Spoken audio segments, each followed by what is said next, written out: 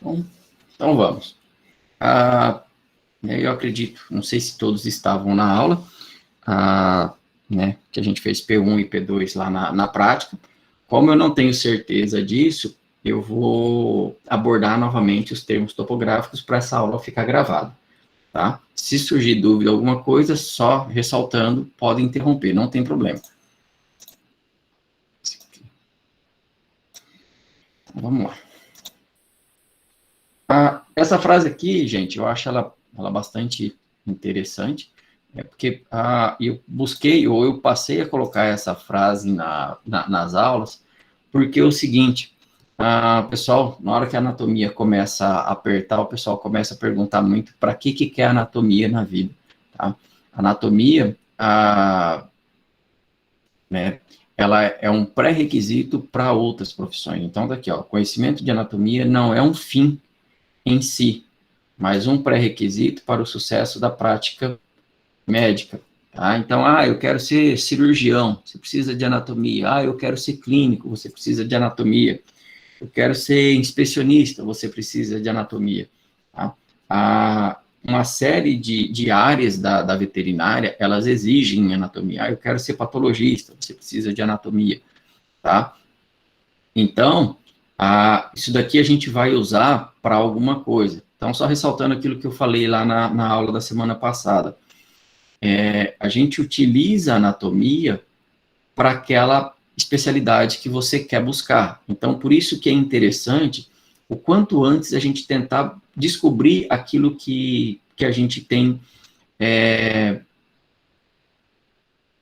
maior afinidade, tá? Porque não é que você, na graduação, você vai deixar de estudar as outras coisas, não entendam isso.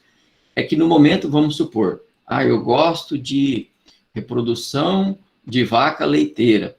Então, se você gosta mais, no momento que você for estudar, vamos supor, aparelho reprodutor da vaca leiteira, você vai estudar aquilo lá com mais dedicação, vai procurar mais assunto, tá? Deixa eu só tirar esse negócio aqui.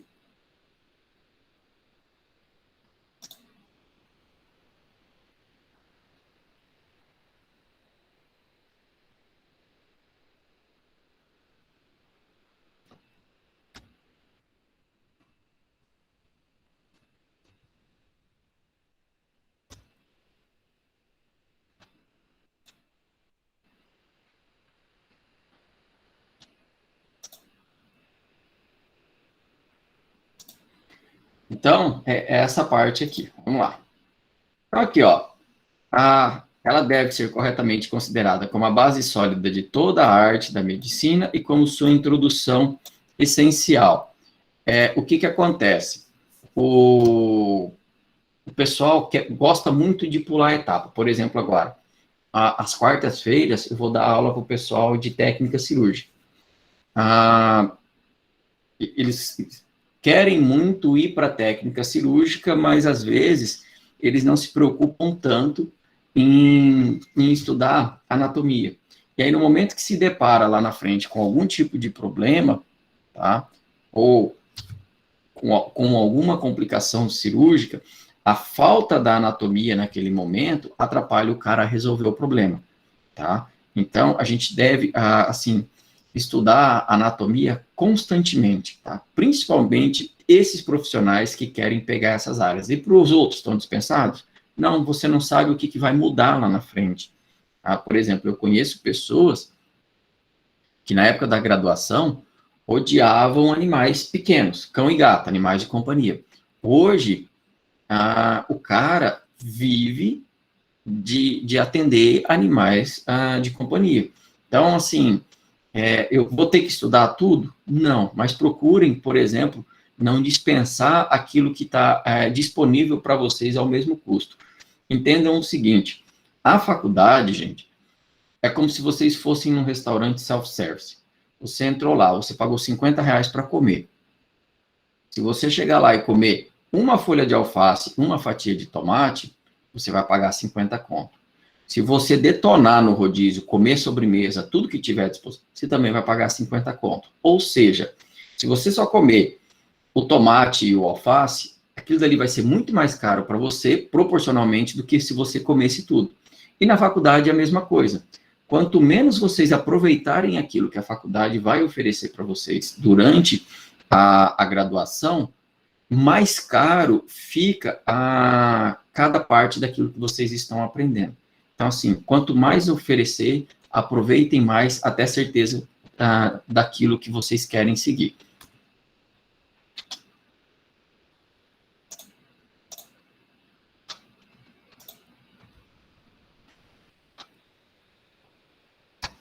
Ó, muitos dos que estudam a anatomia de animais domésticos o fazem pensando em uma futura carreira profissional e descobrirão que, neste estágio do seu treinamento, é estimulante e proveitoso aprender a aplicar os métodos mais simples de exame clínico a animais normais.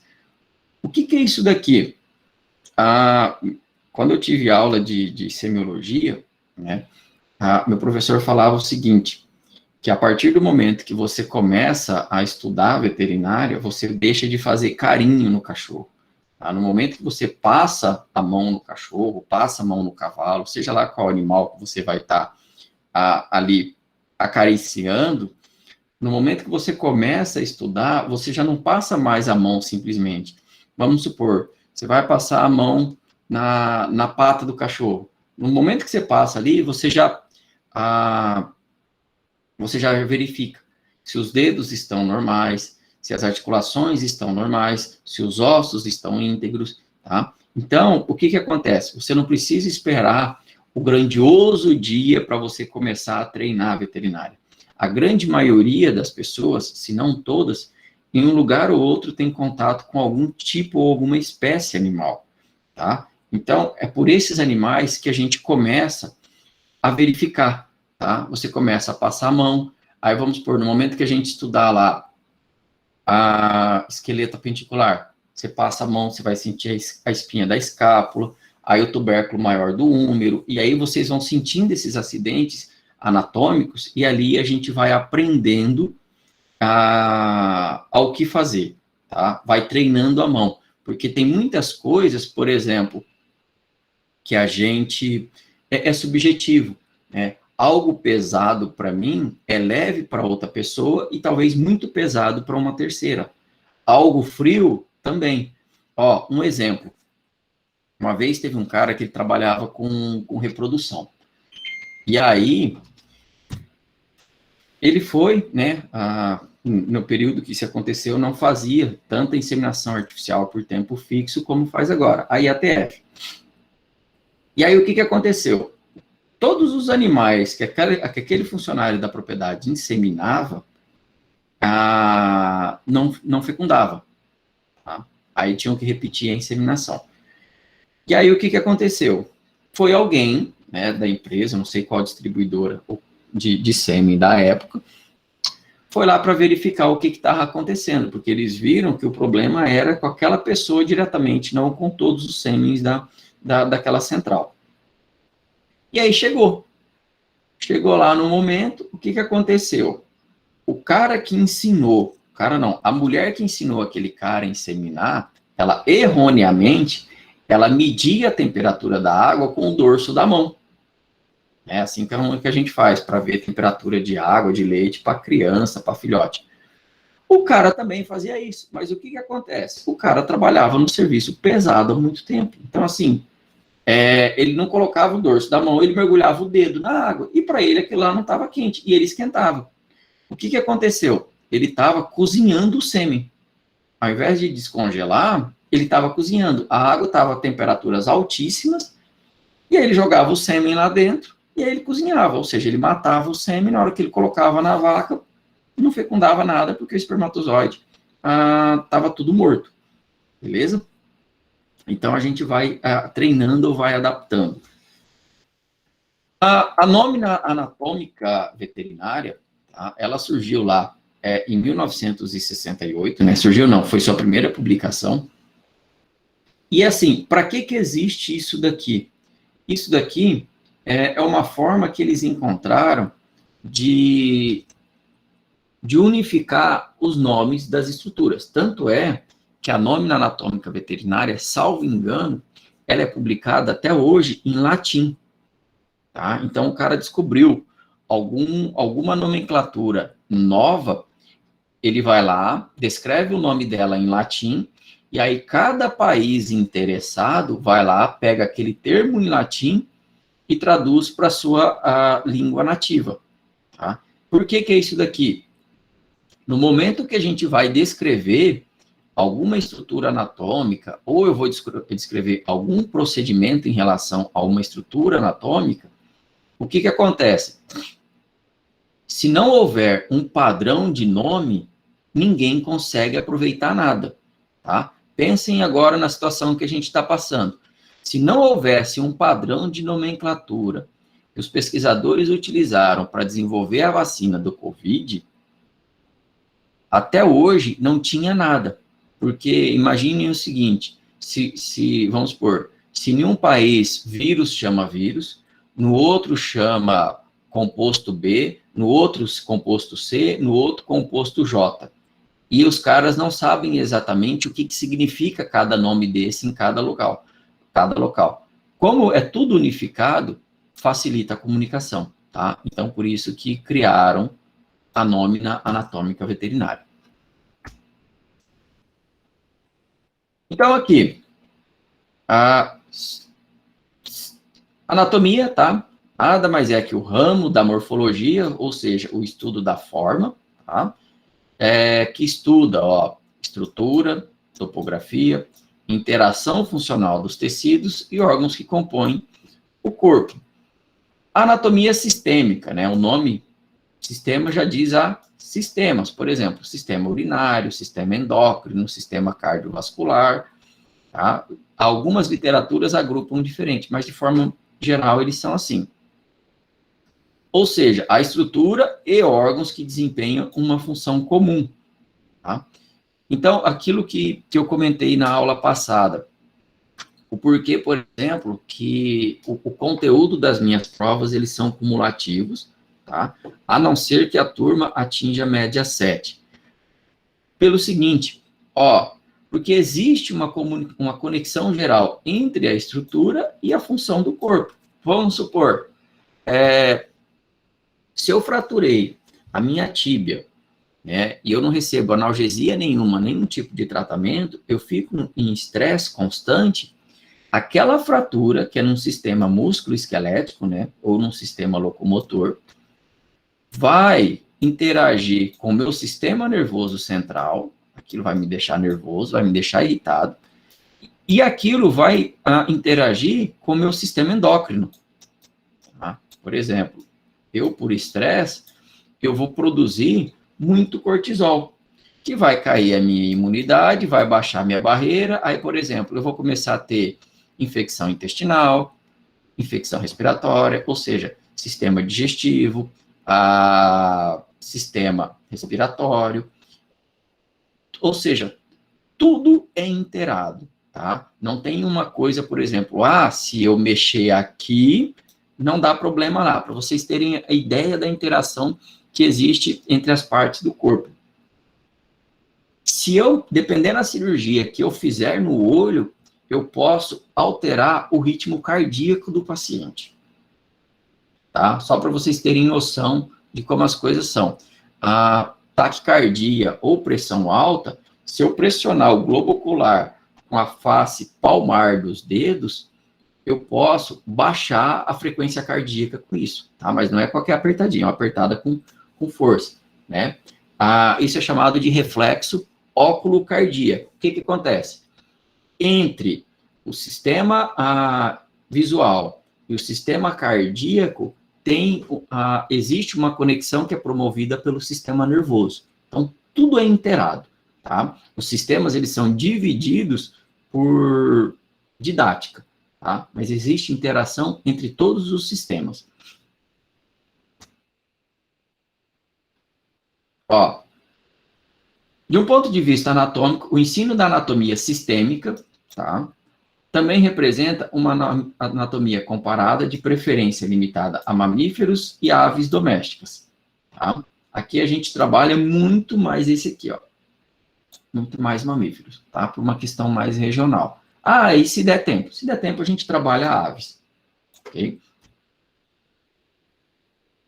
Ó, a anatomia sistêmica é o fundamento essencial para a anatomia topográfica ou anatomia regional, aquilo que a gente conversou na aula passada, tá? Isso aqui ele vai descrever, ó, a posição relativa e a interação funcional de órgãos e estruturas de várias regiões do corpo. Aí o que que acontece, ó? Para eu saber essa anatomia, ela requer, ó, amplo conhecimento prático da anatomia sistêmica. Aí soma, ó, anatomia sistêmica e anatomia topográfica, elas constituem a base da prática clínica. Isso que eu vou falar agora é até bom que fica gravado.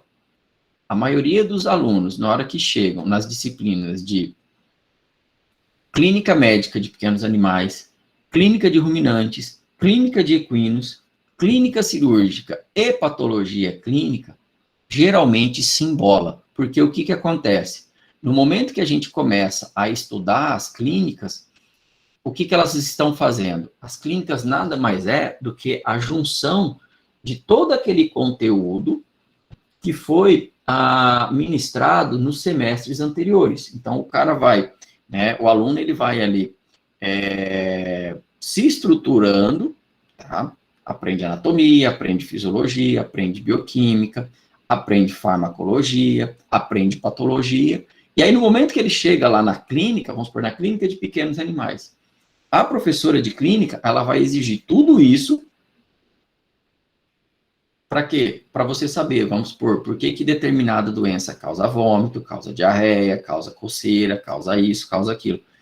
Então, por quê? Porque tudo isso existe uma interação, tá? Para vocês terem ideia, tá? Eu vou dar bastante exemplo durante as aulas. Existe um verme, né? O pessoal chama de verme gigante dos rins, a Dioctofima renale. Eu acho que é essa a pronúncia correta. O que que acontece?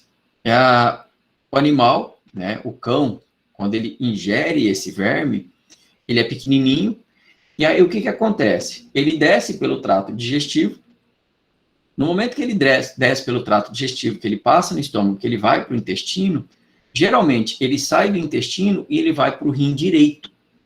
Por quê que ele não vai para o esquerdo? Porque o rim direito, ele tem praticamente contato direto com a primeira porção do intestino delgado, que é o duodeno. Então, ele sai, aí ele vai para dentro da célula renal e ele come todo o rim do animal, tá? Come literalmente. É como assim, no momento, ele fica uns vermes mais ou menos desse tamanho, gente. Se vocês procurarem na internet verme gigante dos rins, vocês vão encontrar. E aí, o que que acontece? Se eu não souber topografia, como que eu vou entender o porquê que, por exemplo, o porquê que esse verme prefere o rim direito do que o esquerdo, sendo que ambos são semelhantes? Por questão topográfica. O rim direito está perto da porção inicial do trato digestivo. Então, tá aqui, ó. Esse aqui eu já abordei bastante. Se tiver dúvida, gente, interrompa. O termo anatomia topográfica. Oi. Oi, eu pesquisei agora no Google e eu vi que, por exemplo, dependendo do tamanho dele, a gente consegue ver através da pele. Tipo, é realmente verídico isso?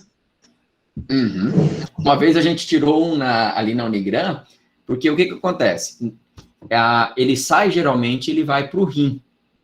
Mas o que que, às vezes, ele não entra na cápsula renal, ele fica solto dentro da cavidade abdominal.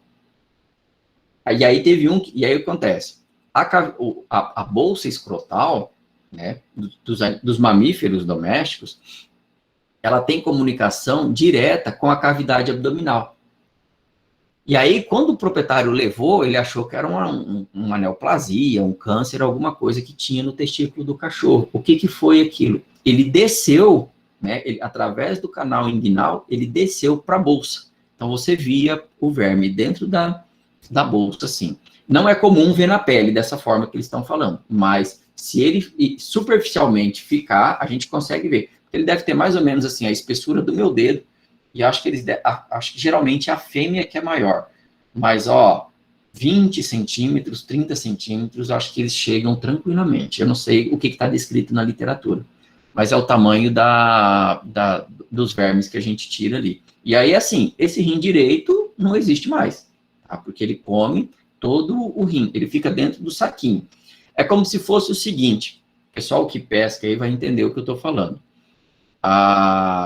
O minhoco sul, né, ou até mesmo o mussum, né, o mussum é maior. Se você pegar ele e colocar num saquinho pequeno, é a mesma coisa que a gente vê no momento que está pegando o verme dentro da cápsula renal. E é assim, não é só um. Às vezes a gente tira 3, tira 4, tira 2, aí tira 3 de dentro da cápsula renal, tem 2 nadando por dentro da cavidade abdominal, mas são grandes sim. Então, continuando, tá? Então, ó, anatomia topográfica, a região ou a localização, tá? E aí, então, a anatomia ela é dividida dessa forma, ó, em sistemas, em topografia e aplicada. Essa aplicada a gente não aborda aqui, tá? Quem que aborda? Por exemplo, professor Alex, quando ele for dar aula de reprodução para vocês, lá no quarto ou quinto ano, acho que quarto e quinto ano, que são 2 reproduções, ele vai falar da anatomia do sistema reprodutor feminino e do sistema reprodutor masculino para vocês, com foco na reprodução, tá? Agora, vamos supor, quando eu for dar aula de clínica cirúrgica ou de técnica cirúrgica, e eu abordar a anatomia aqui do sistema reprodutor, o meu foco vai ser muito mais cirúrgico do que reprodutivo. Então, a anatomia aplicada é isso. Eu estudar a anatomia com o foco que eu quero, tá? Porque, mas é o mesmo órgão. Beleza. Eu, quando vou inseminar uma vaca, tá, eu preciso ter um conhecimento anatômico. Se eu for castrar uma vaca, se eu for fazer uma cesariana numa vaca, eu preciso ter outro conhecimento anatômico, tá?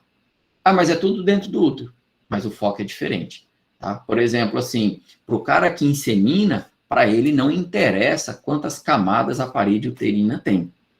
Para o cara que opera, para ele interessa, porque ele tem que fazer diferentes tipos de sutura nas diferentes camadas do útero. Tá? Então, anatomia aplicada é basicamente isso daqui. Um outro exemplo, por exemplo, de interação. A insuficiência renal crônica causa anemia. Tá? Então, para vocês verem, os rins, né, produzem um hormônio que estimula a medula óssea a produzir células vermelhas. Então, se os rins estão lesados por muito tempo, eles deixam de produzir esse hormônio, a medula óssea deixa de ser estimulada e acaba levando à anemia. Então, assim, tudo tem interação. Então, basicamente, a gente estuda isso aqui, ó. Anatomia sistemática, órgão dos sentidos, visão, olfato, né? Que a gente estuda aqui o olfato no sistema respiratório, paladar estuda no sistema digestivo. O que a gente estuda separado aqui nos órgãos dos sentidos é a visão, o órgão da audição e do equilíbrio, tá? Que fica ali. Embora sejam embora todos pertençam à orelha, tá? Uma parte da orelha é audição, outra parte da orelha é equilíbrio. Osteologia estuda os ossos, artrologia articulações, aqui músculos. A esplancnologia estudam os órgãos, tá? Então, coração, pulmão, fígado, baço, rins, tudo entra aqui, tá? Mas aí a gente divide em sistemas. Angiologia estuda os vasos. Tegumento comum estuda pele e anexos. Quais são os anexos da pele? Cornos, tá? Os animais que a gente estuda, eles não têm chifre, gente, tá? O que eles têm são cornos. Chifre é aquela estrutura que tem uma pele grossa, rígida, revestindo por fora a estrutura cornificada. Por exemplo, alce tem chifre, tá? O veado tem chifre. O veado também. É como se fosse uma pele rígida revestindo. Os bovinos, os caprinos e alguns ovinos, eles têm cornos, tá? Então, corno direito e corno esquerdo, geralmente são dois. A gente comumente fala chifre, mas o termo correto para que lá são cornos. E neurologia estuda o sistema nervoso como uma forma num todo, tá?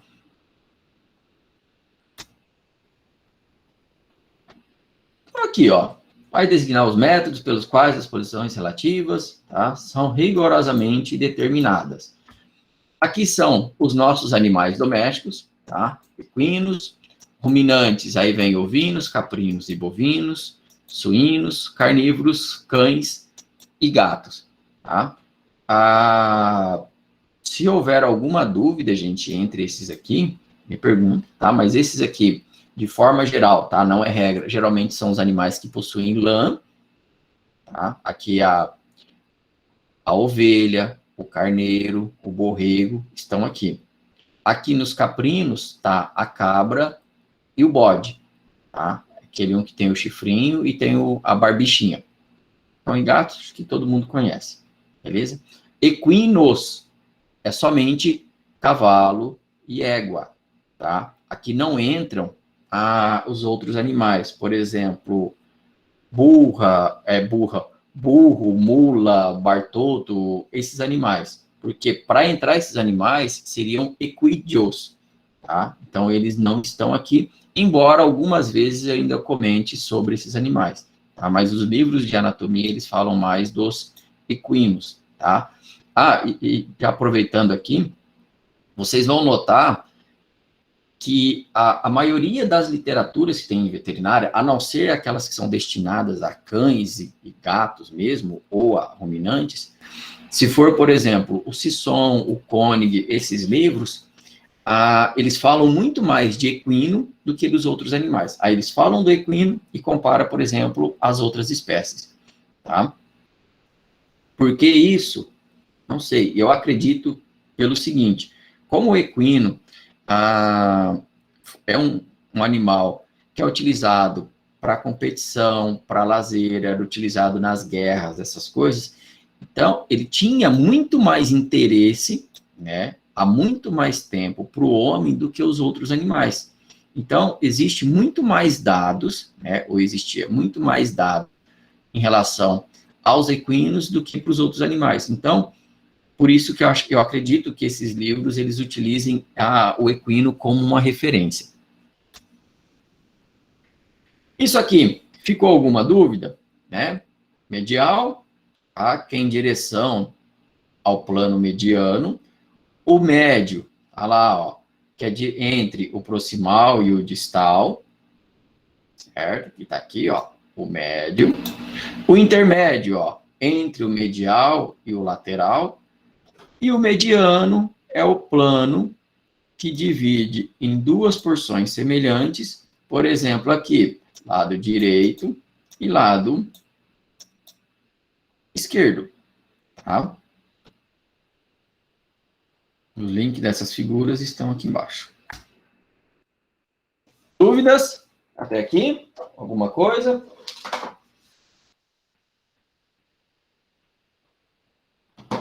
Vou dar uma olhada nas palavras que a garganta está arranhando. Então, para a gente fazer o estudo da anatomia topográfica, obrigado pelo retorno. Para a gente fazer o estudo da anatomia topográfica, às vezes a gente divide o corpo do animal, ó, cabeça, pescoço, tronco, cauda e membros, tá? Então, lá na frente a gente vai ver aqui, por exemplo, ó, que o tronco é dividido em tórax, abdômen e pelve, tá? Os membros torácicos e pélvicos, tá? Mas isso daí a gente vai vendo com o tempo. Então, só relembrando aqui, ó. Então, aqui está o plano mediano.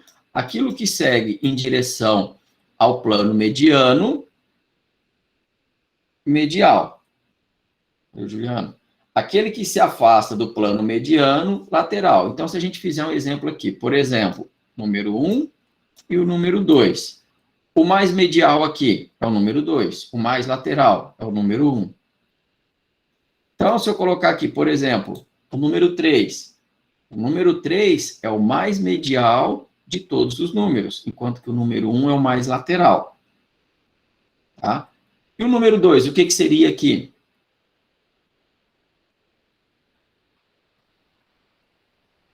Tá? Intermédio ou intermediário.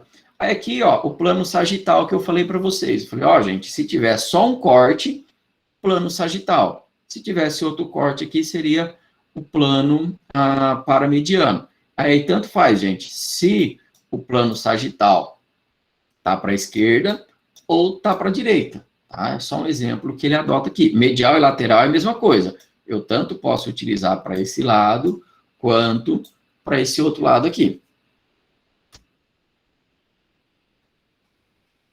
E eu vou tomar uma cuiada.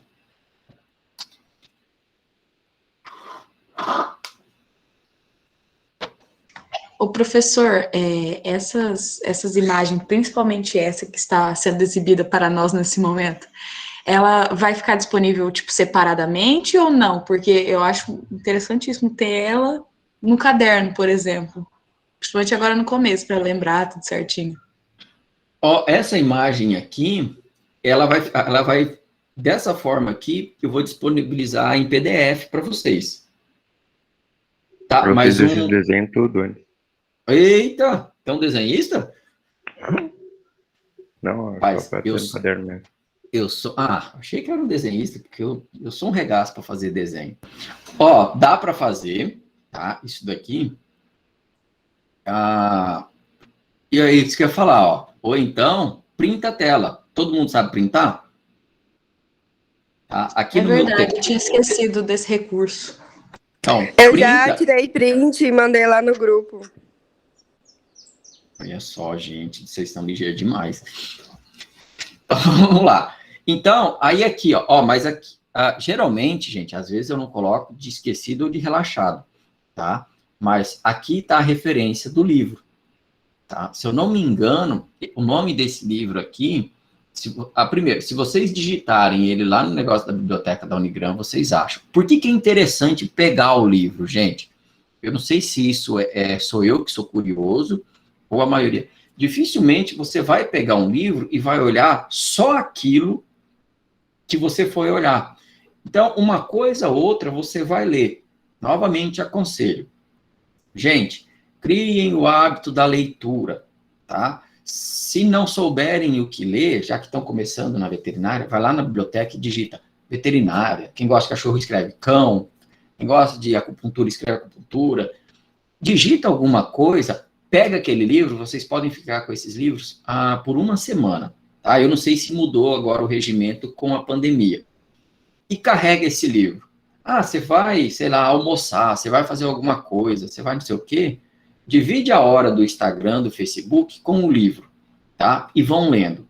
Vocês podem achar o seguinte, que parece loucura, mas tem coisas que vocês vão ler, vocês vão esquecer que leram aquilo. Aí alguém, algum dia, vai te perguntar sobre aquilo, vocês vão lembrar que leu.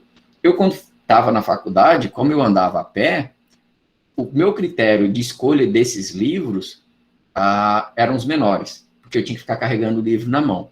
E como era uma literatura extra, eu ia lá e digitava, por exemplo, vaca, pasto, né? Aí aparecia. Aí eu olhava o número de páginas, eu pegava o menor. E aí eu carregava o livro. E assim, e eu sempre tentava, lógico, se fosse um livro assim de 100, 200 páginas, eu sempre tentava ler aquele livro com, no máximo, uma renovação. Eu ficava os 7 dias e quando renova, se eu não me engano, acho que fica mais 3 ou 4, não tenho certeza.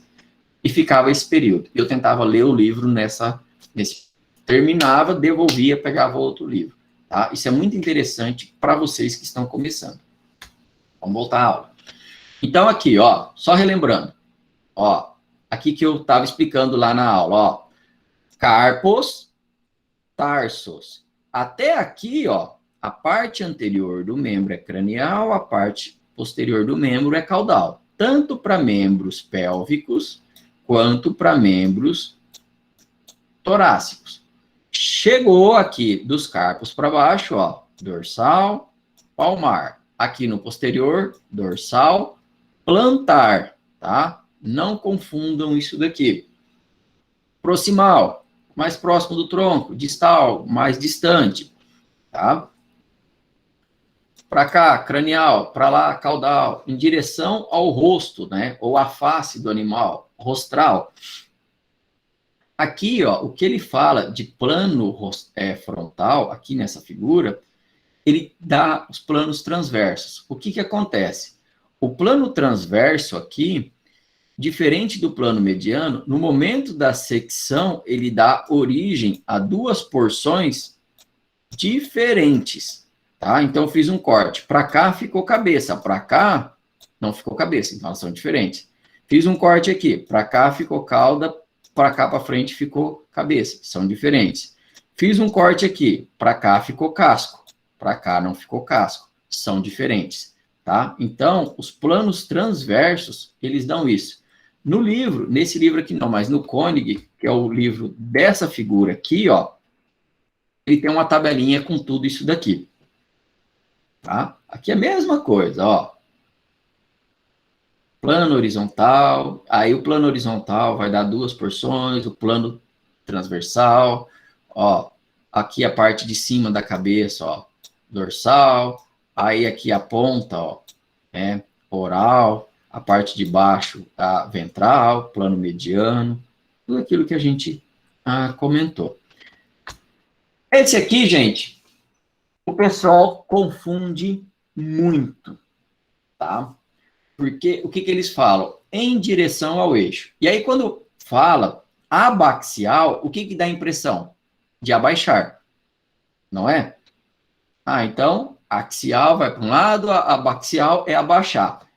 Se a gente for pelo nome, dá a impressão do seguinte, é como se eu estivesse falando, não, abaxial é quanto mais baixo no membro, é abaxial. Não é isso. Eu traço uma linha imaginária aqui, ó. Tá?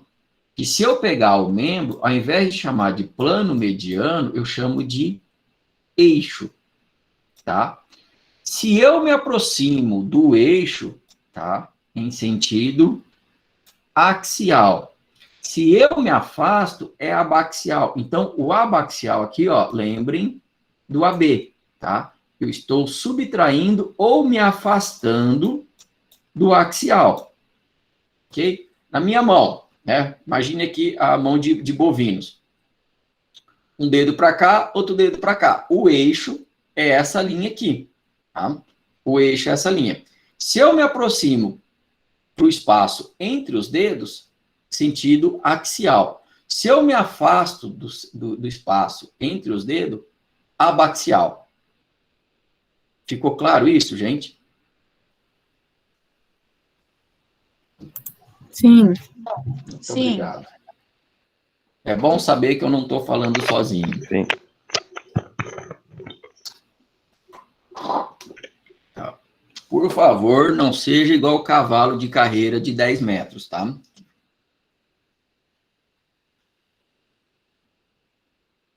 Tanto faz, Alex. Interno ou externo. Se você tiver no membro, vamos supor, você pode estar ali na pele, quanto no osso, que é a estrutura mais profunda.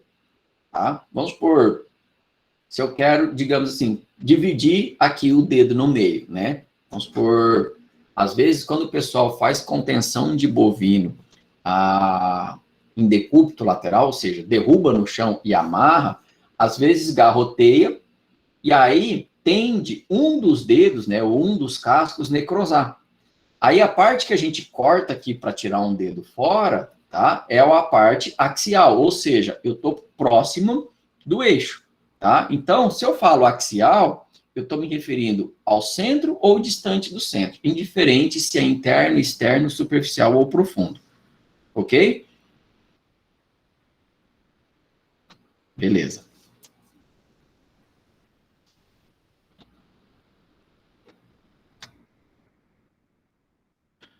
Deixa eu só falar um negócio aqui, deixa eu ver.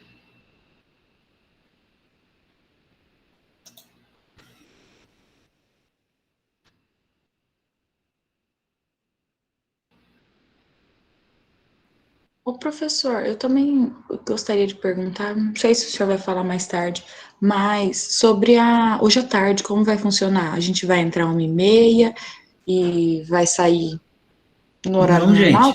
gente. Não tem hoje. Não tem? Não tem. Foi o recado que eu mandei no Class. Então, mas aí Ah, eu pensei que não teria presencial, mas teria online. não tem. É só essa aqui. Tá? O que que eu faço geralmente?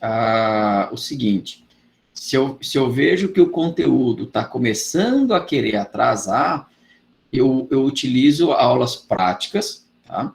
Para poder fazer. Ou eu começo a estender as aulas remotas, tá? Mas como não tem, a gente faz só agora de manhã mesmo. Ok? Beleza, Tá? obrigada. Por nada. Tá? Esse aqui, gente, é outra figura para mostrar um exemplo que eu trago isso aqui que uma vez algum aluno me perguntou, por exemplo, se era um plano, um termo topográfico para cada espécie. Não, é o mesmo termo topográfico para todas as espécies, tá? Então, para cão, para gato, para cavalo, é tudo a mesma coisa. Acontece que tem literatura que utiliza diferente, tá? Essa daqui é do Dice, ó. Tá? Então, eu utilizo um cachorro, o Koenig utiliza um cavalo. Aí, esse outro aqui, ó, é outro livro que utiliza o cachorro também. Essa tabela aqui que eu estava falando para vocês, ó. Essa tabela ela tem disponível no Koenig, né, que é a nossa bibliografia básica.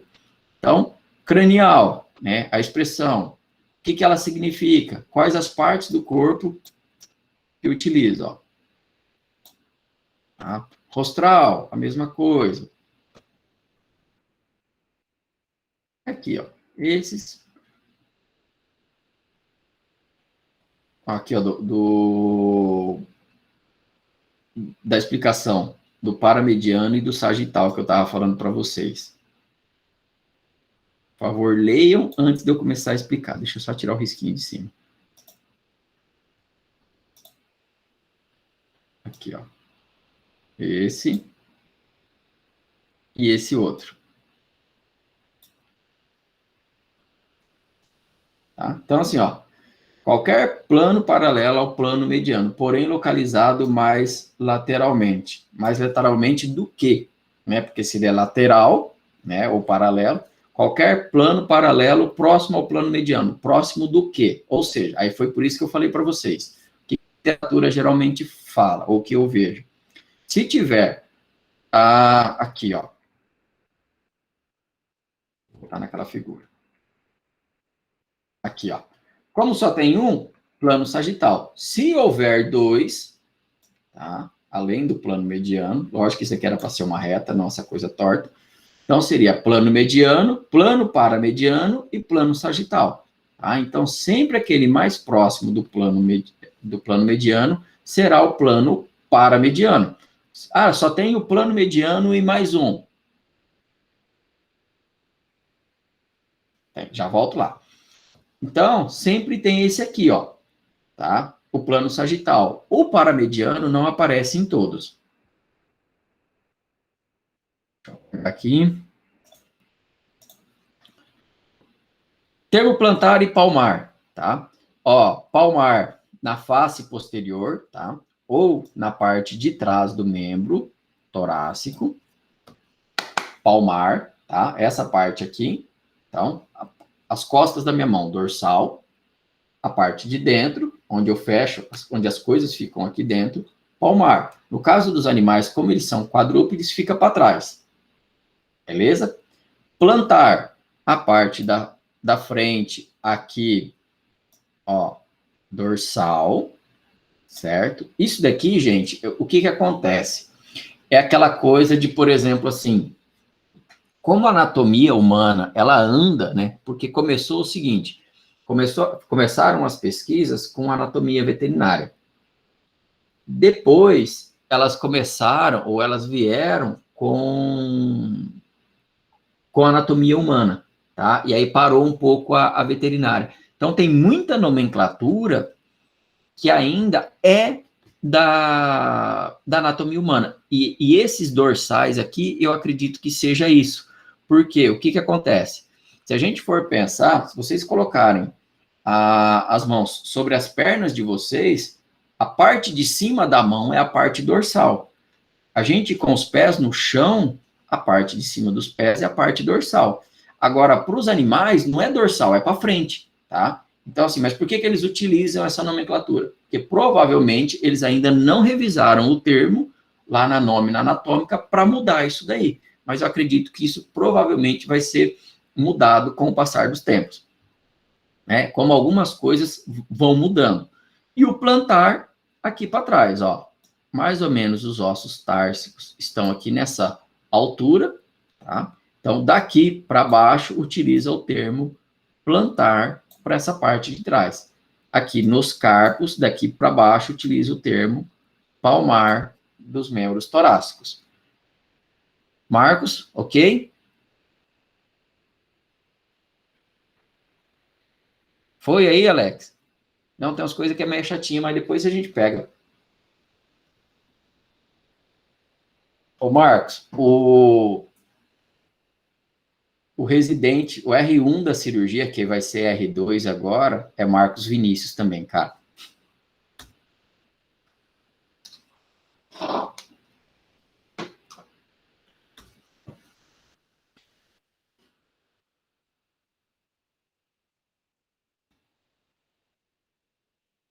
Então, esse aqui. Então, falando de trato digestivo, ó. Boca, faringe, esôfago, estômago. Aí tá aqui, né, na porção inicial, intestino delgado, depois intestino grosso e reto. Então, quando eu quero dizer que alguma coisa eu vou conduzir em sentido à boca, né, só relembrando o termo oral. Quando não é em direção ao ânus, tá? É quando vou me afastar da boca, ó. AB é subtrair, é se afastar da boca, tá? Então, é oral, aboral, tá? Não oral anal, tá? Por favor, não confundam isso. Para os olhos, ao invés de usar medial e lateral, como mostra aqui, essa figura aqui é de um livro de cirurgia, gente. Tá? Cirurgia de pequenos animais, tá lá. Então, ó, para o canto voltado para o lado do nariz, canto nasal. Para o canto voltado para fora, né, ou para o osso temporal, é canto temporal. Pálpebra superior, pálpebra inferior. Essa parte aqui da frente do olho que a gente vê é chamado de polo anterior. A parte de trás do olho, né, aquele que está em contato com a órbita, né, que é a estrutura óssea que aloja o olho, polo posterior.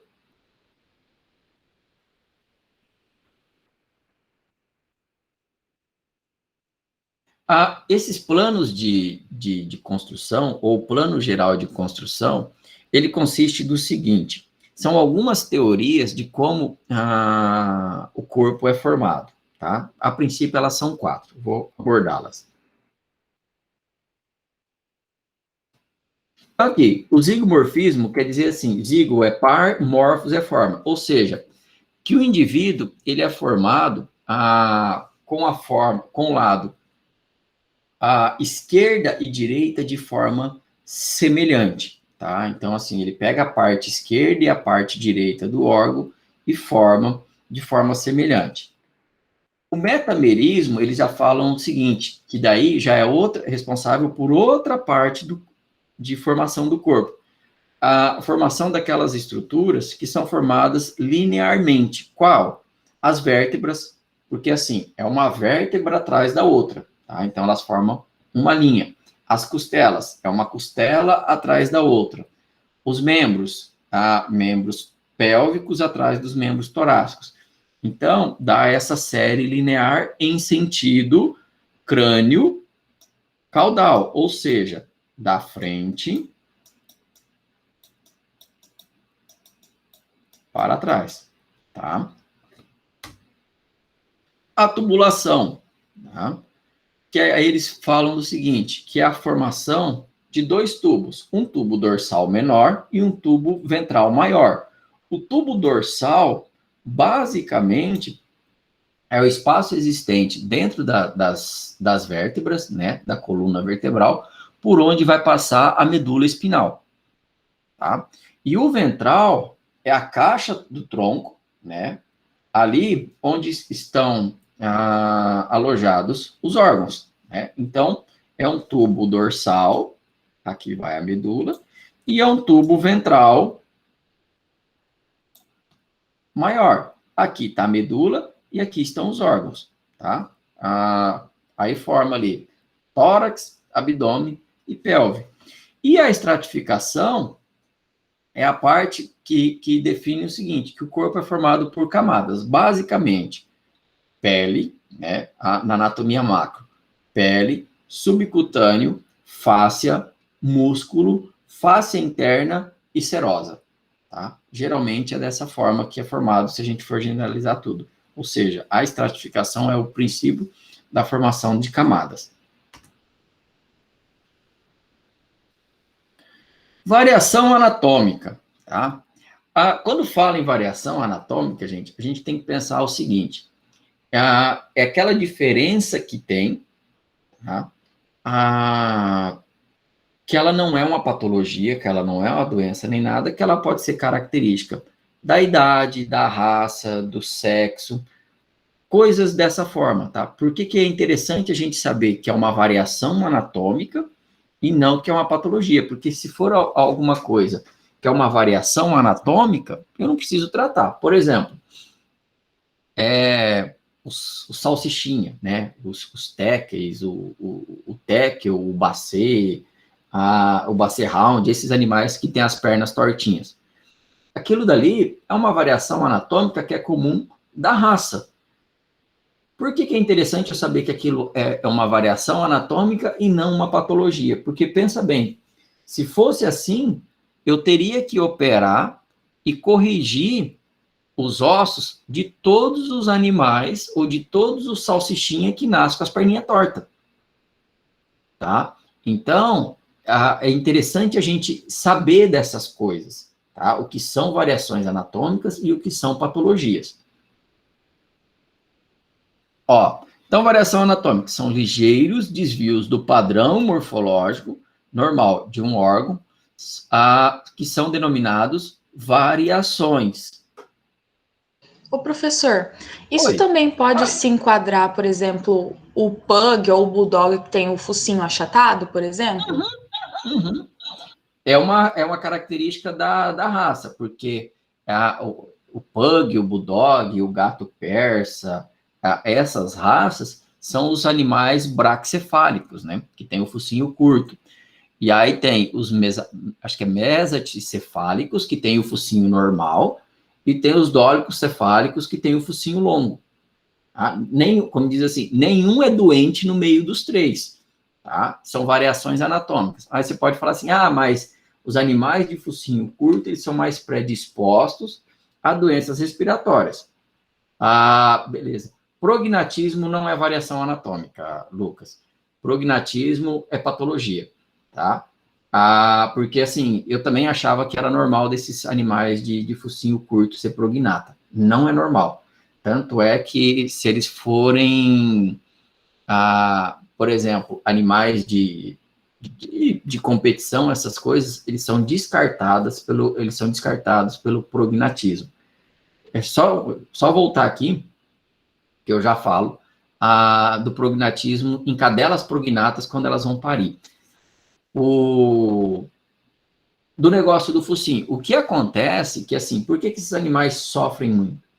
Que a gente, assim, literalmente a gente sacaneia os bichos, né? Porque, veja bem, um pastor alemão, ele não tem aquele monte de pelo para ele ser criado no Brasil. Um husky siberiano, né? Ele não tem um ano de Sibéria para viver no Brasil. Então, assim, são animais que por exemplo, o Yorkshire, eu não sei se alguém... A mulherada quer um Yorkshire para, por exemplo, assim, para ficar deitadinho, quietinho, igual, por exemplo, um Shih Tzu. Para quem não sabe, Yorkshire é uma raça que era utilizada, se eu não me engano, na Inglaterra para caçar rato. Por isso que Yorkshire é o 70 no coisa. Então, assim, ele é um animal peludinho, bonitinho, não sei o que e tal, mas ele não é um animal do colo, tá? Ele pode até passar a ser, mas ele é um animal que o pessoal utilizava para caçar rato, tá? É igual, Então, pode falar. igual muita gente tem linguiça em apartamento, sobe, desce escada, dá problema. Ele também era para caçar, por isso que ele tem aquele padrão. Aí Então... tem que se adaptar também. E aí, porque ele tem os eixos dele, né? O eixo dele é muito longo, né? Então ele dá muito problema de coluna. Dos prognatos, o que acontece? É normal, quando os filhotes nascem, a cadela cortar. Professor, antes de tudo, o que é ser prognata?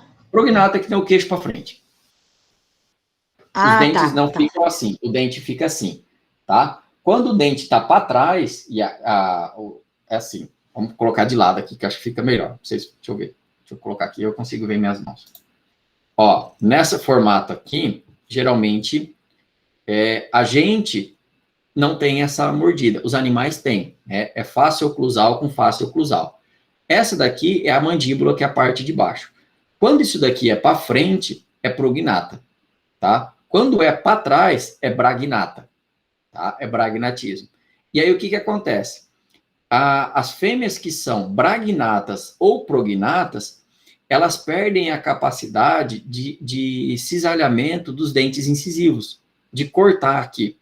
E aí, no momento que o feto nasce, ela não consegue cortar o cordão umbilical. O que ela faz? Ela puxa. No que ela puxa, como ela está preso na barriga do filhote, o filhote eviscera. Tá? O termo eviscerar é expor as vísceras, tá? Os órgãos da cavidade abdominal. Então, quem tem... Porque, assim, é tão comum prognatismo nesses animais que, assim, hoje, pela população de forma geral, é aceito como normalidade. Mas, na verdade, esses animais que têm alteração de oclusão, de mordida, eles não são aceitos como padrão da raça, ou das raças, tá? Então, assim, se alguém tiver uma cadela dessa que vai parir, tem que acompanhar o parto para poder ir cortando e ligando e amarrando o cordão umbilical, porque senão, no momento que elas vão morder, elas podem arrancar eviscerar o feto por causa disso aí. E a maioria das vezes, quando eviscera, acaba que a gente não consegue recuperar. Oi, pode falar. Diga, Lucas.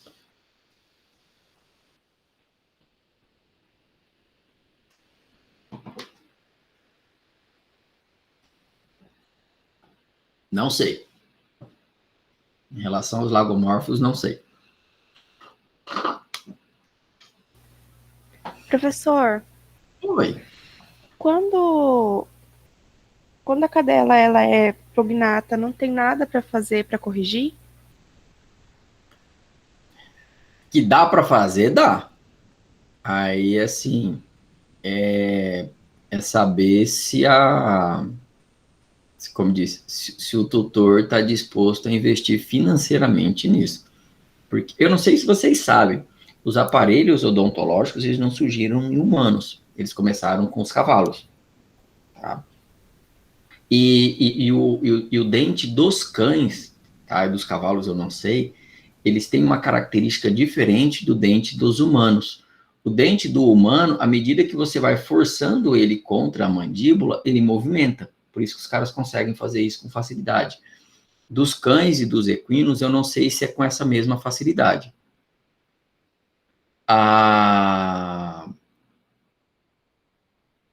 Em relação... Esqueci o que eu estava falando. Dos dentes serem rígidos. Dos dentes serem rígidos. Muito obrigado.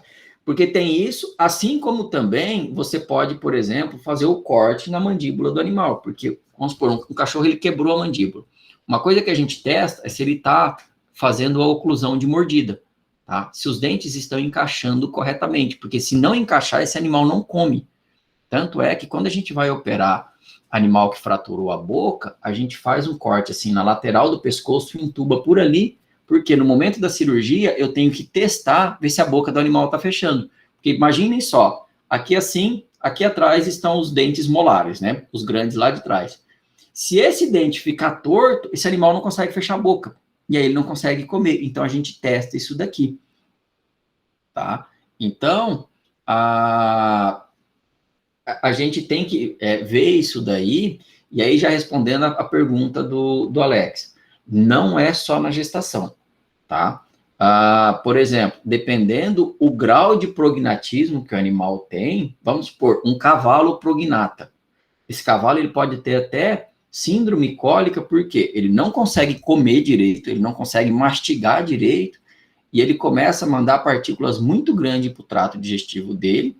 Isso daí deixa o trânsito intestinal mais lento, e ao deixar mais lento, esse animal pode desenvolver cólica por sobrecarga, por compactação ou alguma coisa do tipo. Professor, qual que é o nome mesmo que chama quando o dente do animal de cima é para frente? Bragnatismo. Eu vou te mandar uma foto lá no grupo e confirma para mim se esse cavalo porque o dente da frente dele, pelo menos o que aparenta ser, tipo, mais pra frente. Do cavalo é um pouquinho, sim. Do cavalo é um pouquinho, não é certinho igual do cachorro deve ser. Do cavalo é um pouquinho. Ele é meio bicadinho, assim, ó. Ô, professor, tá, por exemplo, eu tenho dinheiro para investir, meu cachorro é prognata. Tem como, por exemplo, colocar um aparelho dental no cachorro? Tipo, tem como? Tem. Interessante. Um dos caras que é referência no Brasil hoje, eu não sei se vocês chegaram a assistir, era não sei o que lá, Selvagem, um programa que eu acho que tinha, não sei em qual canal da TV a cabo aí, que passava em um zoológico aqui no Brasil, não sei o que lá, Selvagem, acho que era o nome. Eram 2 veterinários. Um deles é o Roberto Fecchio, né? O apelido dele é Bob. Ele usa óculos e tem o cabelo arrepiado assim. E se eu não lembro se o braço esquerdo ou o braço direito dele é fechado na tatuagem. Aquele cara, ele é o bicho da odontologia. É um dos, sabe? Coloca aparelho, faz canal, faz limpeza, faz tudo, gente. Entendeu? Então, assim, a galera faz isso daí. Aí, ó, alguém já sabe. Ó. O Wilde. Criaram aqui em Campo Grande, até o cara que fez, por isso que eu acho que eles até estão fazendo isso. Eu não sei como que eles estão como que funciona. Por exemplo, aves que dependem muito do bico para capturar e para se alimentar, por exemplo, o tucano e os pistacídeos, eles encontram as aves mortas, eles congelam o bico, e aí eles fazem o implante do bico. Roberto Fecchio, acho que é Fecchio, eu acho que é assim que escreve. Coloca a Bob ou Roberto Odontologia Veterinária. Apareceu, eu achar a cara dele aqui, eu mando para vocês.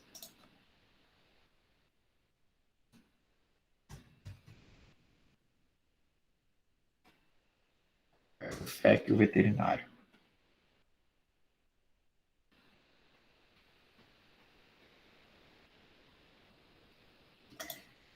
Ô, professor, Oi. você está falando de animais prognatos. Shih Tzu e Lhasa Apso são? Diz que não é aceito, embora a maioria seja, não é aceito como padrão da raça. Mas tem muito Shih Tzu, Lhasa, esses bichinhos aí, com esse cara aqui, ó. Com prognatismo. Né? Tanto assim que é até normal, né? Shih Tzu, Lhasa, Boxer. Então, no caso dessas raças, é uma variação? Não, é uma patologia. Porque Entendi. Se o pessoal não aceita, então é patológico. Tá? Eu achava que era, e eu tô falando isso, que minha irmã criou Shih Tzu por uma época, e até quem me falou isso foi ela. Ela falou, não é comum, prognatismo não é aceito como padrão de raça, tá? Prognatismo tem que ser descartado. Descartado assim, né? Tem que ser castrado, não pode reproduzir. Então, aqui, gente, ó, da variação anatômica, a modificação de forma, tá? Ela teve uma modificação de forma, mas, assim, aquilo dali não impede o animal de executar a função, tá? Vamos supor, o prognatismo, ele impede, tá? A gente está falando o seguinte, gente, onde tem oclusão, igual perguntou, acho que foi o Lucas, perguntou dos lagomorfos. Se for comum dos lagomorfos, provavelmente a face de oclusão certinho já não é correto, tá? Então a gente tem que ver qual que é o padrão daquela espécie. Fugiu do padrão, prejudica alguma função, tá? Deixa de ser variação anatômica, é patológico. Fugiu do padrão, o animal executa a função normalmente, não tem problema. Igual, vamos supor, os bacês, tem a perninha torta. Eles estão impedidos de andar por causa da perninha torta? Não, tá? Então, ó, alterou a forma, tá? Aqui, ó, teve uma alteração de forma que prejudica a função, é tido como uma patologia, tá? Como uma doença, como uma alteração que pode prejudicar alguma coisa. Por exemplo, na casa de vocês, no carro de vocês, a gente ouve muito falar o seguinte, quando estraga alguma coisa tem que consertar, porque se você não consertar, aquela coisa vai estragar outra e aí vai indo. Quando tem alguma patologia, geralmente é dessa forma também, tá? Por exemplo, se o animal, vamos supor, quebrou a perna ou nasceu com um membro mais curto, ele vai gerar alguma alteração do outro lado. Tá? Se for um animal leve, não gera tanto. Se for um animal pesado, ele pode gerar uma sobrecarga, alguma coisa que pode dar um problema.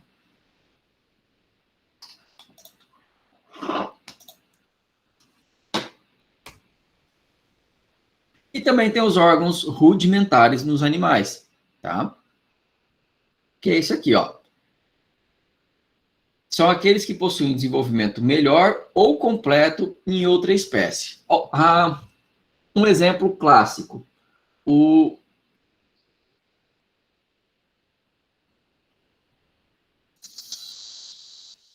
dependendo qual o problema. E aí, assim, Lucas, depende do que foi. O que aconteceu com essa perna. Se essa perna, vamos supor, prejudica ele de alguma forma, sim. Tá? Aí a gente não sabe se é erro genético, ou se é má formação uterina, se é má formação nutricional, ou se é problema de parto. Tá? Aqui, ó, os órgãos rudimentares são aqueles que possuem desenvolvimento melhor ou completo em outra espécie. Por exemplo, o seco, né? Lá no trato digestivo dos equinos. Ele é enorme. Já o cão tem um seco que é bem pequenininho. Por quê? Ele tem muita função em uma espécie e pouca função em outra. Por isso que ele é chamado de rudimentar. Tá? Outra coisa, é rudimentar ou ausente. Vamos pensar em outra estrutura aqui. A vesícula biliar, ela não chega nem a ser rudimentar. Ela é ausente nos equinos. Né? Eu acredito que pela forma que esses animais se alimentam. Então, o dente, o primeiro premolar é rudimentar nos equinos, tá? Tem muito equino que não tem equino que tem, mas ele não tem uma função completa, tá? O primeiro premolar, ele é chamado de dente de lobo, tá? Geralmente, quando surge na boca dos equinos, tem que ser extraído. Falando em dente, tá? Vocês que estão entrando agora, tem muita, assim, conversa que, ruminante não tem dente em cima. Quem que já ouviu essa afirmação? Na verdade tem, mas lá atrás só. Na verdade, o que eles não possuem são os incisivos superiores, que são os dentes da frente, tá? Ali eles têm um coxim dental. Para trás, molar, pré-molar, essas coisas todas eles possuem.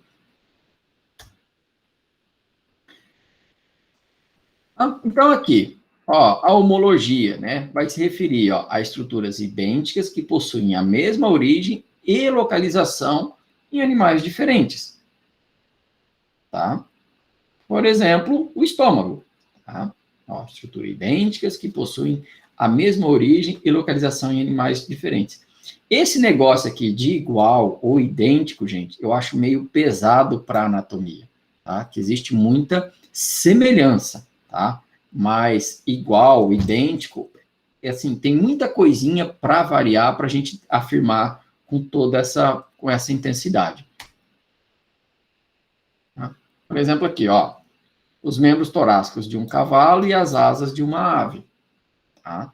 Elas têm a mesma origem, mas com funções diferentes. Tá? Analogia, ó, envolve a identidade e a função daquele membro. Por exemplo, os pulmões das aves e as guelras dos peixes. Aí aqui, ó, órgãos homólogos não possuem necessariamente a mesma função, que foi o que a gente viu aqui. O cavalo usa os membros torácicos, vamos supor, para se manter em pé, e a ave usa as asas para voar, tá? São homólogos, mas de função diferente. Apenas definições. Isso daqui, galera, é muito bacana, ó. A forma é a imagem plástica da função. Esse cara, para vocês terem ideia, ó, em 1929 ele deu essa definição. Não há muitos anos, eu digo assim, é isso para a ciência, acho que muito pouco, mas coisas assim, de 30 anos mais ou menos, há 30 anos para trás, alguns cirurgiões ortopédicos, veterinários, eles davam pouca medicação para dor, acreditando que com a dor os animais repousariam, tá? E acontece muito o contrário. Então, assim, quando a gente vê lá, vamos supor, segundo acho que a OMS, para a gente não ser sedentário, a gente tem que praticar pelo menos 150 minutos de exercício físico por semana, né? Acho que é 150. Ou seja, se você caminhar 30 minutos de segunda a sexta-feira, você já não é considerado mais sedentário. Por quê?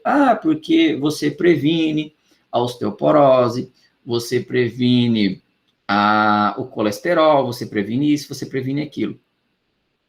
Fizeram um trabalho verificando a densidade óssea dos ossos de pessoas que praticam atletismo, tá? E de pessoas sedentárias. E o que notou? Tá? Que pessoas que praticam a atividade física, o atletismo, o osso é muito mais espesso do que aqueles que são sedentários, porque tudo no corpo, gente, é dinâmico. Tá? Ossos, órgãos, que mais? O cérebro, né, o encéfalo, tudo isso é dinâmico. E o que o organismo entende? Que quanto mais você usa, mais ele precisa ser desenvolvido. Quanto menos você usa, o organismo fala assim, por exemplo, eu não leio nada, eu não estudo nada, para que eu vou desenvolver o encéfalo? Né? Para que eu vou desenvolver essa parte? E aí o que acontece? Os médicos falam, ó, a leitura ajuda a prevenir o Alzheimer. A caminhada ajuda a prevenir a osteoporose. O que você está falando para o seu corpo? Trabalha, né? Ou eu estou trabalhando, eu preciso desse órgão e você tem que desenvolvê-lo. Tá? Então, da parte da cirurgia ou da parte dos animais, até, quer ver? Semana passada ou retrasada, se eu não me engano. O que aconteceu? Um proprietário atropelou o cachorro com quadriciclo. O quadril do cachorro, né, ou o fêmur luxou do acetábulo, saiu. Chegou lá no Unigran, eu anestesiei o cachorro, reduzi, coloquei no lugar. Fiz uma tipóia, mandei o cachorro para casa. Passou um tempo, eu não sei que festa de final de ano que teve, esse tutor recebeu visita em casa, as pessoas colocaram o cachorro na piscina, foram brincar, correr, não sei o quê, luxou o fêmur do cachorro de novo. Aí o cachorro começou a parar de usar os membros. O que a gente viu no exame clínico e na radiografia?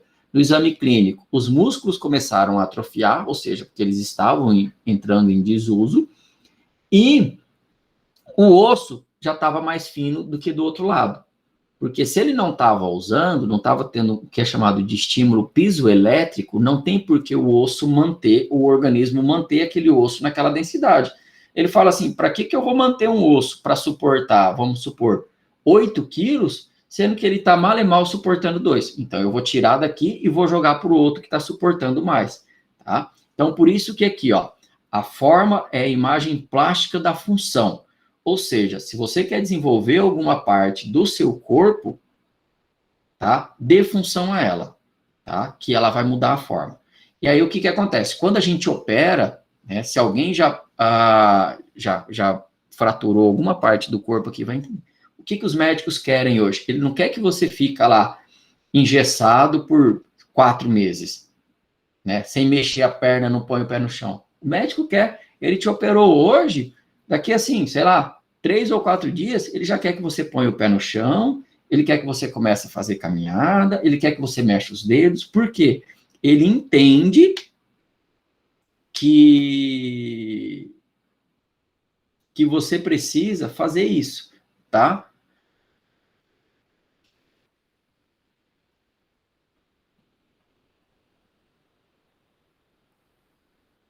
O hermafroditismo é a anomalia congênita, tá? E aí, assim, tem que ver se é uma anomalia, dificilmente uma anomalia, ela vem restrita ou isolada de alguma coisa, ver se não tem má formação de algum outro órgão ou estrutura.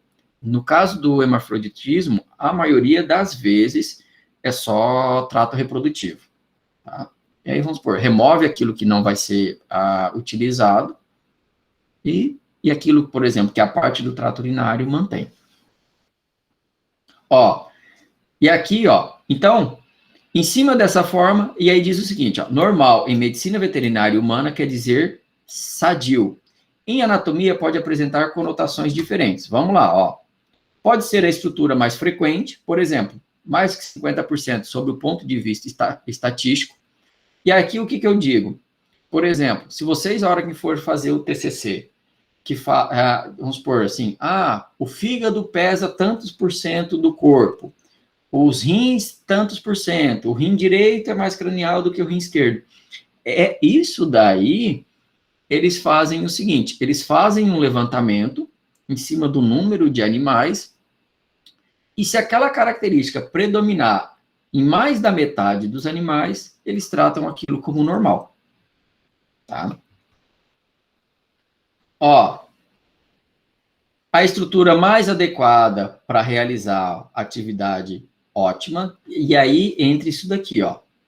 Porque às vezes, vamos supor, você nasceu, o seu indivíduo nasceu com uma estrutura, mas a sua função mudou aquela estrutura, tá? E conforme mudou, continua aqui, ó, no campo do normal. Ó, pode ser a melhor estrutura como resultado da seleção natural sob o ponto de vista idealista, tá? Então, aquilo que é mais, né, relevante, tudo. Mas desses 3, qual que vale mais? Isso aqui, ó. A estrutura mais frequente sob o ponto de vista estatístico. Então, vamos supor, eu quero saber se o fígado de um cachorro de 3 anos, ele pesa 1%, 3%, 5%, 0,25% do peso do corpo do animal. Eu vou pegar um número significativo de cães, tá? Lógico que vieram a óbito. Pesa o cachorro, pesa o fígado. Pesa o cachorro, pesa o fígado. Sei lá, fiz isso com 1000 animais. Trabalho de não sei quantos anos. E aí, vamos supor, desses 1000 animais, 510 animais, o fígado tinha um peso que representava 0,25% do peso dos cães. O que eu posso falar? Que para aquela população de cães, ou vamos por assim, para os cães de dourados, né? Ou os cães de dourados atendidos na clínica veterinária da Unigran, que é onde foi que eu fiz o projeto, o peso normal do fígado é de tantos por cento, tá? Então, é basicamente isso. Se eu quero dizer em anatomia que alguma coisa é normal, o termo mais apropriado seria comum, tá? Então, mais comum para aquilo é aquela determinada estrutura. Então, algumas influências, tá? Aqui, ó. Então, raridade, ó, aparece em apenas 1 a 2% da população, é algo raro. E o problema é o seguinte, qual que é a população? Entenderam? Vamos supor, eu tenho que saber exatamente, vamos supor, se a população de cães de dourados, se são 1.000 cães, 10 mil, 40 mil, 50 mil cães. E aí, para eu estimar se aquilo é raro ou não. Ó, uma anomalia, ó. Desvio do padrão normal acompanhado pela alteração ou depreciação da função, tá? Uma anatomia, uma anomalia já é uma patologia, tá? Então, algo anômalo já é patológico, ó. Deprecia a função. Se for raro, não quer dizer que seja patológico. Talvez é só uma variação anatômica. Monstruosidade, tá? Monstruosidade, gente, geralmente é descrito em fetos, tá? E o que chama de monstruosidade? Quando aquela alteração, seja ela genética, congênita, né, mas é uma alteração morfológica, ela é incompatível com a vida, tá? Então, ela acaba tendo aquilo dali. E aí, isso daqui depende muita coisa, assim, da ciência, porque, por exemplo, algo que era incompatível com a vida há 200 anos atrás, hoje talvez já não é. E algo que é incompatível com a vida hoje, daqui não sei quantos anos, também não vai ser. Por exemplo, será que há 150 anos existia cirurgia fetal por via intrauterina? Hoje existe. Então, há 150 anos, vamos supor, digamos que o feto tinha um problema lá no céu da boca, no palato duro. Há 100 anos, ninguém conseguia mexer no feto dentro do útero. Então, aquela alteração ou aquela anomalia poderia levar o feto à morte. Digamos que hoje a medicina já consegue operar e aquele feto nasce vivo. Então, ela já deixou de ser uma monstruosidade. Por quê? Porque a evolução da medicina trouxe vida para aquele indivíduo. Então, esses cachorros que só nascem cesárea eram considerados monstruosidade? Tipo um bulldog, uma coisa? Não, porque o problema não está, nesse caso, não está relacionado ao feto, está relacionado à mãe. Entendeu? Porque não. Que assim, o trabalho de parto, tanto é que quando tem a dificuldade de parto, ou a fêmea não pare sozinho, as causas é chamado de distocia, né? Então, distocia, a princípio, tem duas causas, materna ou fetal. Nesse caso, no caso principalmente do bulldog inglês, porque tem bulldog francês que pare sozinho, tá ligado à mãe. Porque pensa bem o seguinte, o pessoal fala, é porque o feto é isso e aquilo. Não existe essa ideia da mãe gerar um feto que ela não consegue expulsar. E aí é onde a gente atrapalha a seleção. E esse negócio dos bulldogs que você falou é até uma coisa que eu comento em aula frequentemente. Se um dia os humanos deixarem de existir, uma das primeiras coisas que vão acabar de existir também serão os bulldogs. Principalmente o bulldog inglês. Porque o bulldog inglês não reproduz sozinho. Você tem que coletar o sêmen do cachorro e inseminar a cadela. Não pare sozinho. É um animal que tem um monte de problema de doença, tá? De saúde. Ou seja, ele depende estritamente do humano. E assim, e falando do caso da cesariana, a gente atrapalha muito o processo de seleção de animais que vão parir sozinhos, né? De fêmeas que vão parir. Porque pensa bem o seguinte, vamos supor, eu tenho uma cadelinha em casa, aí ela emprenhou, ela pariu. As filhas dela e os filhos, né, os machos, embora não vão parir, eles vão carregar essa característica que a mãe tem de ter sucesso no trabalho de parto. O que acontece? Essa característica contribui para ela perpetuar os seus... Agora, para o outro lado, eu tenho uma outra cadela em casa. Ela não pare sozinha. Eu pego essa cachorra, eu levo ao veterinário e esse veterinário faz uma cesariana. Saem os fetos. Saem cadelas, fêmeas e machos. O que eles estão carregando? A dificuldade de trabalho de parto. Ou seja, a medicina, ao mesmo tempo que ela aumenta a expectativa de vida, a qualidade de vida e facilita tudo isso, ela influencia diretamente no processo de seleção, tá? Porque, vamos supor, uma ninhada de uma cadela, tipo de 6 filhotes, de uma cadela que precisou de cesariana para pôr os filhos, né, no mundo, ela não está passando por um processo seletivo, porque, veja bem, se não tivesse a intervenção do veterinário, o que ia acontecer com essa cadela? Ela ia morrer. Os fetos dela, que não nasceram, não iam carregar essa dificuldade de parir. Então, ao mesmo tempo que eu estou ajudando, por um lado, eu estou tornando esses animais cada vez mais dependentes do humano. E isso a gente faz, por exemplo, o cara da propriedade rural, lá, que mexe com vaca de cria, que ele não faz a seleção da vaca dele, ele está perpetuando isso. Vamos supor, o cara tem uma vaca que dá um bezerro a cada 3 anos, tá? Não entendo que é uma gestação de 3 anos, gente. Ela demora para dar cio, não sei o quê. Enfim, é um bezerro a cada 3 anos. E aí, a cada 3 anos, aquela vaca para e dá uma bezerra. Ao invés daquele cara abater aquela vaca e abater aquela bezerra, ele deixa aquela bezerra lá.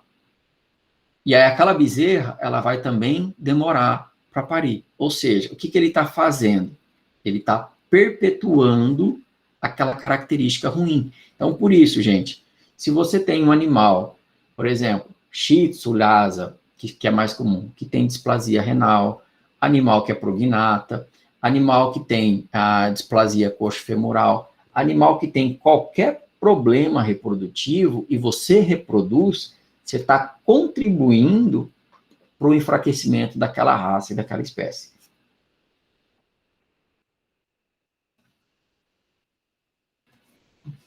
Então, ó, as variações elas podem ser encontradas no desvio de holotopia, que é a relação entre órgãos e o corpo como um todo, tá? Apenas definições, gente. Aqui, ó, que vai definir a posição do órgão no corpo do animal.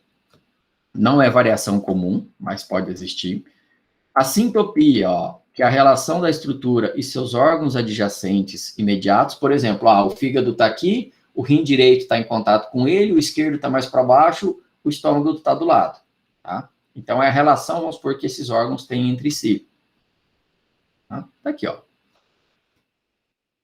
Biotopia, tá? É a relação das partes de um órgão entre si, tá?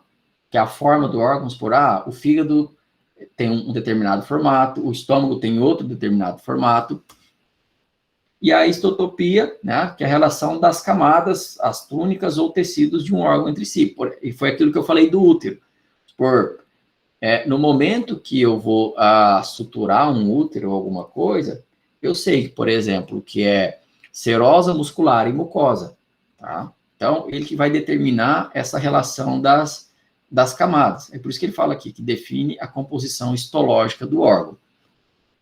Para a gente finalizar a variação anatômica, por exemplo, idade, né? Se a gente verificar algumas características, vamos supor, em bovinos que tem a corcova lá, o cupim. Um bezerro, ele não tem um cupim tão desenvolvido como um touro, tá? Aquilo é patológico? Não, aquilo é uma variação anatômica que está sendo influenciada pela idade. Sexo. Vamos continuar ainda com o exemplo da corcova lá, né, do cupim. Por um touro Nelore e uma vaca Nelore. Geralmente, o touro tem um cupim muito mais desenvolvido do que uma vaca. Tá? A raça. Vamos continuar com a corcova lá como exemplo. É muito mais comum, por exemplo, a presença do cupim, tá? No dorso, vamos supor, de um touro Nelore do que de um touro charolês, por exemplo, tá? Então, a raça influencia também. É patológico? Não, é uma variação anatômica disso daí. O biótipo, tá? É característica. Vamos supor para humano. Eu, mal e mal, tenho 1,70 de altura. Tem gente que tem 1,5, tem gente que tem 1,90. Existe alguma patologia aqui? Não, na maioria das vezes é uma variação anatômica que é característica do meu biótipo, tá? Da minha herança genética me deu essa característica. Evolução, tá? A mesma coisa. À medida que aquela estrutura anatômica ela foi evoluindo, ela foi mudando. Mas o que aconteceu? Ela foi se adaptando. Aquilo que eu falei. Se você utiliza pouco, o organismo vai entendendo que aquilo não é necessário, e com o passar dos anos, não são 2 ou 3 anos, de várias gerações, a sua carga genética vai transmitindo o quê? Para que eu preciso ter isso, sendo que eu não uso isso? E com o passar do tempo, isso vai diminuindo. Por exemplo, vamos supor, o dente do siso. Tá? Existe vários humanos hoje que já não têm o dente do siso. O pessoal diz o seguinte, que quem não tem com os sisos são pessoas mais evoluídas. O Pedro, das girafas, sabe qual que é sempre a minha pergunta? Eu sei dessa teoria da evolução. Eu pergunto, foi evolução ou foi seleção? Eu acho que foi os dois, professor. Eu também acho que foi os dois. Porque assim, quando a gente estuda lá, o pessoal fala, é que não sei o quê da coisa.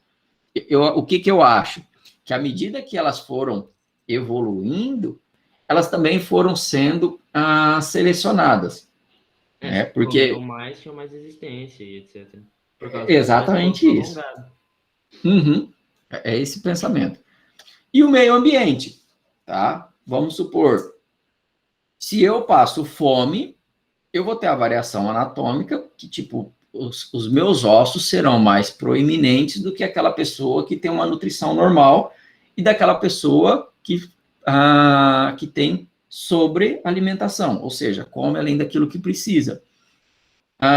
E aí é o seguinte, a Mel vai falar, mas o pessoal que assiste aquele programa lá das pessoas que são obesas lá, que vão fazer cirurgia e tudo mais, em determinado ponto, aquele ambiente já tornou aquilo patológico, tá?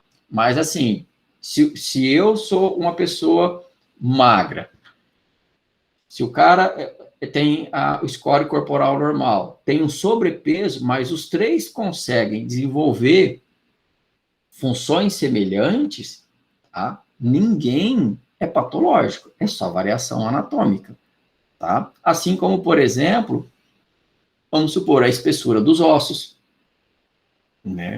Digamos, se o meu meio ambiente, digamos assim, exige que, vamos supor, para eu chegar à faculdade, eu preciso caminhar 5 quilômetros todos os dias. Outra pessoa, para chegar à faculdade, ela precisa caminhar 2 quadras. A minha variação anatômica vai ser o quê? Os ossos das minhas pernas ficarão mais espessos no decorrer de 5 anos.